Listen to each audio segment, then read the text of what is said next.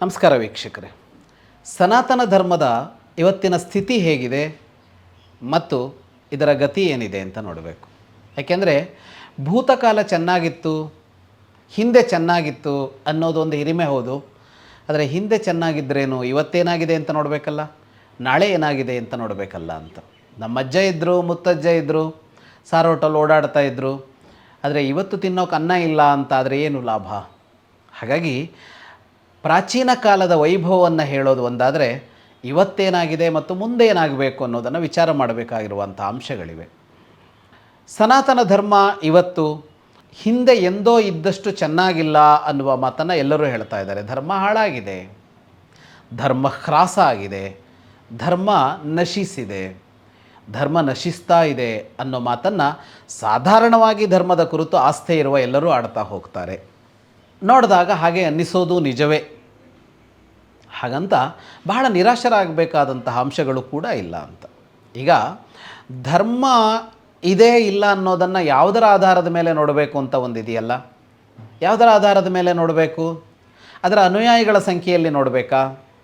ಅದನ್ನು ಆಚರಿಸುವವರ ಸಂಖ್ಯೆಯಲ್ಲಿ ನೋಡಬೇಕಾ? ಅದರ ಕುರುಹುಗಳೆಲ್ಲ ಎಷ್ಟಿವೆ ಹೊರಗೆ ಅನ್ನೋದ್ರ ಮೇಲೆ ನೋಡಬೇಕಾ? ಅದನ್ನು ನಂಬುವವರು ಯಾರು ಅನ್ನೋದ್ರ ಮೇಲೆ ನೋಡಬೇಕಾ ಅನ್ನುವ ಅಂಶಗಳೆಲ್ಲ ಇವೆ. ಹಾಗೆ ನೋಡಿದಾಗ ಒಂದು ಕಾಲದಲ್ಲಿ ಈ ಧರ್ಮವನ್ನು ನಂಬುವವರು 100ಕ್ಕೆ 100ರಷ್ಟಿದ್ದ ಕಾಲ ಇತ್ತು. ಪ್ರತಿಶತ ಕಡಿಮೆಯಾದ ಕಾಲಘಟ್ಟಗಳು ಎಷ್ಟೋ ಇದ್ದವು. ಇವತ್ತು ಆ ದೃಷ್ಟಿಯಿಂದ ನೋಡಿದಾಗ ಅದು ಬಹಳ ಕಡಿಮೆ ಅಂತ ಅನ್ನಿಸುತ್ತೆ. ಜಗತ್ತಿನ ಬೇರೆ ಬೇರೆ ಮತಗಳನ್ನು ಅನುಸರಿಸೋರ ಸಂಖ್ಯೆಯನ್ನು ಇಟ್ಟುಕೊಂಡು ನೋಡಿದಾಗ ಇದು ಕಡಿಮೆ ಇದೆ ಅನ್ನೋದು ಅನಿಸುತ್ತೆ. ಮತ್ತು ಎಂದಿಗಿಂತ ಹೆಚ್ಚು ಇವತ್ತು ದೇವರನ್ನು ಒಪ್ಪದೇ ಇರುವಂಥ ಸಂಗತಿಗಳು ತುಂಬ ಕಾಣಿಸಿಕೊಳ್ಳುತ್ತೆ. ಆದರೆ ದೇವರನ್ನು ನಂಬದೇ ಇರೋ ಮಾತ್ರಕ್ಕೆ ಅದು ಧರ್ಮದ ವ್ಯಾಪ್ತಿಗೆ ಬರೋಲ್ಲ ಅಂತ ಅಷ್ಟೇ ತೀರ್ಮಾನಿಸೋಕೆ ಬರೋಲ್ಲ. ಅಂದರೆ ಹಾಗಂತ ನಾಸ್ತಿಕತೆಯನ್ನು ಧರ್ಮ ಅಂಗೀಕರಿಸಿದೆ ಅಂತ ಅರ್ಥ ಅಲ್ಲ. ಅದು ಮಾನದಂಡ ಆಗೋದಿಲ್ಲ ಅಂತ. ಅದು ಮಾನದಂಡ ಆಗೋದಿಲ್ಲ ಅಂತ ಯಾಕೆ ಅಂದರೆ ಅದನ್ನು ಒಪ್ಪಿಕೊಳ್ಳದೇ ಇದ್ದರೂ ಆ ಜೀವನ ವಿಧಾನವನ್ನು ಒಪ್ಪಿಕೊಂಡಿರ್ತಾರೆ ಹಲವರು, ಹಾಗೇ ಬದುಕ್ತಾ ಇರ್ತಾರೆ. ಆಹಾರವೋ ವಿಹಾರವೋ ಬಟ್ಟೆಯೋ ಇವುಗಳ ಬದಲಾಗಿರೋದಿಲ್ವಲ್ಲ, ಆಗ ಅದನ್ನು ಏನಂತ ಕರಿಬೇಕು? ಇನ್ನು ಕೆಲವರು ನಂಬ್ತಾ ಇರ್ತಾರೆ, ಆದರೆ ಆಚರಿಸ್ತಾ ಇರೋಲ್ಲ ಎಷ್ಟೋ ಜನ. ಅಂದರೆ ಅದನ್ನು ಒಪ್ತೀನಿ ನಾನು, ಆದರೆ ಹಾಗೆ ನಡ್ಕೊಳ್ಳಲ್ಲ ಅನ್ನೋರು ಎಷ್ಟೋ ಜನ ಇರ್ತಾರೆ. ಹಾಗಾಗಿ ಹೊರಗಿನ ನಡವಳಿಕೆಗಳಿಂದ ಅಥವಾ ಒಳಗೆ ಮನಸ್ಸಿನಲ್ಲಿ ಏನಿದೆ ಅನ್ನೋದನ್ನು ನೋಡಿ ಧರ್ಮದ ಅನುಯಾಯಿಗಳೆಷ್ಟು, ಧರ್ಮದ ಸ್ಥಿತಿ ಏನಾಗಿದೆ ಅಂತ ಅಳಿಯೋದಕ್ಕಾಗೋದಿಲ್ಲ, ಅಳಿಯೋದು ಕಷ್ಟ ಇದೆ. ಹೊರಗಡೆ ಅಂತ ನೋಡಿದಾಗ ಅದಕ್ಕೆ ಪ್ರತಿರೋಧದ ಮಾತುಗಳು, ಪ್ರತಿರೋಧದ ಕ್ರಿಯೆಗಳು ಬೇಕಷ್ಟು ಇವೆ. ಸನಾತನ ಧರ್ಮದ ನೀತಿ, ನಿಲುವು, ಆಚರಣೆಗಳ ಕುರಿತಾಗಿ ಪ್ರತಿರೋಧದ ವ್ಯವಸ್ಥೆಗಳೇ ಇವೆ. ಪ್ರತಿರೋಧಿಸುವ ದೊಡ್ಡ ದೊಡ್ಡ ತಂಡಗಳಿವೆ. ಪ್ರತಿರೋಧಿಸುವಂತಹ ಕೆಲಸಗಳು ನಿರಂತರವಾಗಿ ನಡೀತಾ ಇರ್ತವೆ ಅಂತ ನೋಡಿದಾಗ ಧರ್ಮ ಸಂಘರ್ಷ ಇದೆ ಅನ್ನೋದಂತೂ ನಿಜ. ಹಾಗಂತ ಧರ್ಮ ನಶಿಸಿದೆ ಅಂತ ಹೇಳೋದಕ್ಕಾಗೋದಿಲ್ಲ. ಯಾಕೆಂದರೆ ಪಕ್ಕದಲ್ಲಿಯೇ ಧರ್ಮದ ಕುರುಹುಗಳು, ಧರ್ಮದ ಲಕ್ಷಣಗಳಿವೆಯಲ್ಲ, ಅವು ವ್ಯಾಪಕವಾಗಿರೋದನ್ನು ನೋಡ್ತಾ ಇದ್ದೀವಿ. ಒಮ್ಮೆ ನೆನಪಿಸ್ಕೊಳ್ಳಿ, ನಮ್ಮ ಬಾಲ್ಯದಲ್ಲಿ ನಮ್ಮೂರಿನಲ್ಲಿ ಎಷ್ಟು ದೇವಸ್ಥಾನಗಳಿದ್ವು, ಇವತ್ತೆಷ್ಟು ದೇವಸ್ಥಾನಗಳಿವೆ ಅಂತ ನೋಡಿ. ಒಂದು ಕಡೆ ಹೇಳ್ತೀವಿ ನಾವು, ಯಾವುದೋ ರಾಜರುಗಳ ಕಾಲದಲ್ಲಿದ್ದ ಎಷ್ಟೋ ದೇವಸ್ಥಾನಗಳು ಇವತ್ತಿಲ್ಲ, ಅವುಗಳನ್ನು ಅವತ್ತು ಹಾಳು ಮಾಡಿದ್ದಾರೆ, ಅವುಗಳ ಪುನರುಜ್ಜೀವನ ಆಗಿಲ್ಲ ಅಂತ ಹೇಳ್ತೀವಿ. ನಿಜ, ಪಾಳು ಬಿದ್ದ ದೇವಸ್ಥಾನಗಳು ಭಾರತದ ಉದ್ದಗಲಗಳಲ್ಲಿವೆ. ಭಾರತ ಅಂದರೆ ಅಖಂಡ ಭಾರತದ ಉದ್ದಗಲಗಳಲ್ಲಿ ಪಾಳು ಬಿದ್ದ ದೇವಸ್ಥಾನಗಳಿವೆ. ಕೆಲವು ಪಾಳು ಬಿದ್ದ ಕುರುಹು ಇಲ್ಲದೆ ನಶಿಸಿ ಹೋಗಿವೆ ಅನ್ನೋದಿದೆ. ಆದರೆ ಇವತ್ತು ನಿಂತು ನೋಡಿದ್ರೆ ದೇವಾಲಯಗಳು ಮೊದಲಿಗಿಂತ ಹೆಚ್ಚಾಗಿವೆ ಅನ್ನೋದಂತೂ ಕಾಣಿಸುತ್ತೆ. ಮತ್ತು ಸೋಷಿಯಲ್ ಮೀಡಿಯಾದಿಂದ ಹಿಡಿದು ಬೇರೆ ಎಲ್ಲ ಕಡೆಯಲ್ಲಿ ನೋಡಿದ್ರೆ ಧರ್ಮದ ಕುರಿತಾದ ಮಾತುಕತೆಗಳು ಮೊದಲಿಗಿಂತ ಹೆಚ್ಚಾಗಿದೆ. ಅಂದರೆ 20-30 ವರ್ಷಗಳಿಗಿಂತ ಅದೀಗ ಹೆಚ್ಚಿದೆ.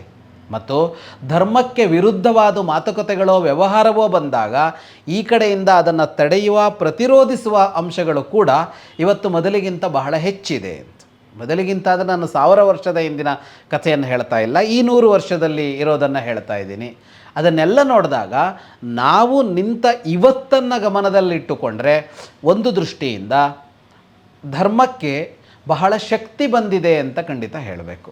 ಶಕ್ತಿ ಹೇಗೆ ಬಂತು, ಶಕ್ತಿ ಯಾಕೆ ಬಂತು ಅಂತಂದರೆ ಧರ್ಮದ ಅನುಯಾಯಿಗಳೇ ಹೆಚ್ಚಾಗಿದ್ದಾರೆ. ಧರ್ಮ ಹೇಳಿದಂತೆಯೇ ಆಚರಿಸ್ತಾರೆ ಅಂತ ಅಲ್ಲದೇ ಇದ್ದರೂ ಧರ್ಮವನ್ನು ನಂಬುವವರೇ ಹೆಚ್ಚಾಗಿದ್ದಾರೆ, ಧರ್ಮವನ್ನು ಗೌರವಿಸುವವರು ನಿತ್ಯ ನಿತ್ಯ ಹೆಚ್ಚಾಗುತ್ತಾ ಇದ್ದಾರೆ. ಮತ್ತು ಹೊಸ ತಲೆಮಾರಿದೆಯಲ್ಲ, ಹೊಸ ತಲೆಮಾರು ಇವನ್ನೆಲ್ಲ ತುಂಬ ಪ್ರೀತಿಯಿಂದ ಸ್ವಾಗತಿಸ್ತಾ ಇರೋದಂತೂ ಕಾಣಿಸುತ್ತೆ. ಹಾಗೆ ನೋಡಿದಾಗ ಕಳೆದ 100 ವರ್ಷಗಳ ಜಾಗತಿಕ ಇತಿಹಾಸವನ್ನು ಗಮನಿಸ್ತಾ ಇದ್ದರೆ ನಿಧಾನವಾಗಿ ಧರ್ಮ ಕ್ಷೀಣಿಸ್ತಾ ಬಂತು. ಆದರೆ ಇತ್ತೀಚಿನ ವರ್ಷಗಳಲ್ಲಿ ಒಂದು 2-3 ದಶಕಗಳಲ್ಲಿ ಅದು ಮತ್ತೆ ಏರುಗತಿಯಲ್ಲಿ ಮೇಲೆ ಹೋಗುತ್ತಾ ಇರೋದಂತೂ ನಮಗೆ ಕಾಣಸಿಗತ್ತೆ. ಹಾಗಂತ ಪೂರ್ಣ ತೃಪ್ತಿಯ ಅಂತ ಅಂದರೆ ಪೂರ್ಣ ತೃಪ್ತಿ ಏನೂ ಇಲ್ಲ. ಅದಕ್ಕೆ ಹಲವು ಕಾರಣಗಳು ಅಂತ ಅಂದರೆ, ಒಂದು, ಧರ್ಮದ ವ್ಯಾಖ್ಯಾನವೇ ಹೇಗೇಗೋ ಆಗ್ತಾ ಇದೆ. ಧರ್ಮವನ್ನು ಹೇಗೇಗೋ ತಿರುಚಿ ಹೇಳ್ತಾ ಇದ್ದಾರೆ. ಹೀಗಿರಬೇಕು, ಹಾಗೆ ಬದುಕಬೇಕು, ಅದು ಸರಿ, ಇದು ತಪ್ಪು ಅಂತ ಏನೇನೋ ತಪ್ಪಾಗಿ ಹೋಗ್ತಾ ಇರುವ ಅಂಶಗಳು ಕೂಡ ಇದೆ ಒಂದು ಕಡೆಯಲ್ಲಿ. ಇನ್ನೊಂದು ಕಡೆಯಲ್ಲಿ ಬಹಳ ಸಂಘಟಿತವಾಗಿ ಧರ್ಮನಾಶವನ್ನು ಮಾಡಬೇಕು ಅಂತ ಅನ್ನುವ ಒಂದು ದೊಡ್ಡ ಹುನ್ನಾರ ಜಾಗತಿಕವಾಗಿ ನಡೀತಾ ಇದೆ ಅನ್ನೋದು ಕೂಡ ಸತ್ಯ. ಅದು ಜಗತ್ತಿನ ಎಲ್ಲ ಮೂಲೆಗಳನ್ನು ಇವತ್ತು ತಾನು ಸಂಪರ್ಕಿಸ್ತಾ ಇದೆ. ಆ ಜಾಗಗಳಲ್ಲಿ ತಾನು ಬಂದು ಕುಳಿತುಕೊಳ್ತಾ ಇದೆ. ಯಾವ ಕಡೆಯಿಂದ ಧರ್ಮಕ್ಕೆ ಪೆಟ್ಟು ಕೊಡ್ಬೋದು ಅನ್ನೋದನ್ನು ವಿಚಿತ್ರವಾಗಿ ಅದು ಯೋಜಿಸ್ತಾ ಇದೆ ಅನ್ನುವ ಅಂಶ ಇದೆಯಲ್ಲ, ಅದು ಕೂಡ ಒಂದು ಎಚ್ಚರಿಕೆಯನ್ನು ನಾವು ತೆಗೆದುಕೊಳ್ಳಬೇಕಾದಂತಹ ಅಂಶ ಅಂತ ಇದೆ. ಹಾಗಾಗಿ ಪೂರ್ಣ ತೃಪ್ತಿ ಅಂತ ಅಲ್ಲ, ಪೂರ್ಣ ಸಮಾಧಾನ ಅಂತ ಅಲ್ಲ. ಮತ್ತು ಇದರ ಜೊತೆಗೆ ಇನ್ನೊಂದು ಅಂದರೆ, ಧರ್ಮ ಹೇಳುವ ನೀತಿಯನ್ನು, ಧರ್ಮ ಹೇಳುವ ಮೌಲ್ಯವನ್ನು, ಧರ್ಮದ ನಿಜವಾದ ಆಶಯವನ್ನು ಒಳಗೆ ತುಂಬಿಸಿಕೊಳ್ಳಬೇಕು ಅನ್ನುವ ಒಂದು ಅಂಶ ಇದೆಯಲ್ಲ, ಅದು ಮೊದಲಿಗೆಂದರೆ 100 ವರ್ಷಗಳ 1000 ವರ್ಷಗಳ ಹಿಂದಿಗಿಂತ ಅದು ಬಹಳ ಕಡಿಮೆ ಇದೆ ಅನ್ನೋದು ಗೊತ್ತಾಗತ್ತೆ. ಹಾಗಾಗಿಯೇ ಜನರ ನೈತಿಕ ಮಟ್ಟ ಇದೆಯಲ್ಲ, ಅದು ಕುಸಿತ ಕಾಣ್ತಾ ಇದೆ. ಇಷ್ಟು ಮೋಸ ಹಿಂದೆ ಇರಲಿಲ್ಲ. ಮೋಸ ಇರಲಿಲ್ಲ ಅಂತಲ್ಲ, ವಂಚನೆ ಇರಲಿಲ್ಲ ಅಂತಲ್ಲ, ದರೋಡೆ ಇರಲಿಲ್ಲ ಅಂತಲ್ಲ, ಕಂಡವರ ಹೆಂಡತಿಯ ಮೇಲೆ ಕಣ್ಣು ಹಾಕುವ ರಾವಣನಂಥವರು ಇರಲಿಲ್ಲ ಅಂತಲ್ಲ, ಕಂಡವರ ಭೂಮಿಯನ್ನು ಅಪಹರಿಸುವ ದುರ್ಯೋಧನಂಥವರು ಹಿಂದೆ ಇರಲಿಲ್ಲ ಅಂತೇನೂ ಅಲ್ಲ. ಆದರೆ ಒಟ್ಟು ಸಂಖ್ಯೆಯನ್ನು ತೆಗೆದುಕೊಂಡ್ರೆ, ಅಂದರೆ ಪ್ರತಿಶತ ಎಷ್ಟು, ಶೇಕಡಾವಾರು ಎಷ್ಟು ಅಂತ ತಗೊಂಡ್ರೆ, ಇವತ್ತು ಮೋಸ, ವಂಚನೆ, ದಗಲ್ಬಾಜಿತನ, ದರೋಡೆ ಅನ್ನುವ ಅಂಶಗಳು ಪ್ರತಿಶತಃ ಹೆಚ್ಚಾಗಿರೋದನ್ನು ಕಂಡಾಗ ಧರ್ಮದ ಆಶಯವನ್ನು ಮನಸ್ಸಿನಲ್ಲಿ ತುಂಬಿಕೊಳ್ಳುವ, ಹೃದಯದಲ್ಲಿ ತುಂಬಿಕೊಳ್ಳುವ ಅಂಶಗಳು ಕಡಿಮೆ ಇದೆ ಅಂತ ಕಾಣಿಸುತ್ತೆ. ಹಾಗಾಗಿ ಹೊರಗಡೆಯ ಕುರುಹುಗಳು ಬಹಳ ದಟ್ಟವಾಗಿ ಆಗುತ್ತಾ ಇದ್ದರೂ ಒಳಗಡೆ ಧರ್ಮಿಷ್ಠನಾಗುವ ಅಂಶದಲ್ಲೂ ಒಂದು ಕುಸಿತ ಕಾಣ್ತಾ ಇದೆ. ಅದು ಮೇಲೆ ಹೋಗಬೇಕಾದಂಥ ಅಂಶ ಇಲ್ಲಿ ನಮ್ಮ ಕಣ್ಣ ಮುಂದಿದೆ. ಇದು ಸ್ಥಿತಿ. ಎರಡನೆಯದ್ದು ಗತಿ. ಮುಂದೇನಾದೀತು ಅಂತ ಅಂದರೆ, ಮುಂದೆ ನಿರಾಶರಂತೂ ಖಂಡಿತ ಆಗಬೇಕಾಗಿಲ್ಲ. ಏಕೆಂದರೆ ಧರ್ಮವನ್ನು ನಾವು ಅನುಸರಿಸ್ತಾ ಹೋಗಬೇಕು, ಧರ್ಮವನ್ನು ನಾವು ಉಳಿಸ್ತಾ ಹೋಗಬೇಕು.